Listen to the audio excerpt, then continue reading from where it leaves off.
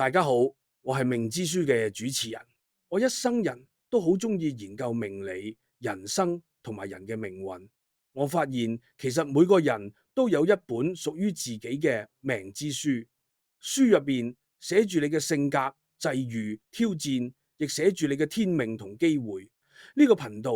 就係想用八字、紫微、奇門遁甲呢啲古老智慧，加埋我自己多年人生經驗，幫大家睇清楚自己嘅方向。唔係要你信宿命，而係想你學識點樣同命運合作，喺啱嘅時候做啱嘅事，行自己應該行嘅路。未來我會同大家分享命理點樣應用喺生活、事業、感情、健康上面，令你哋唔再迷茫，知道自己點樣改變，點樣成長。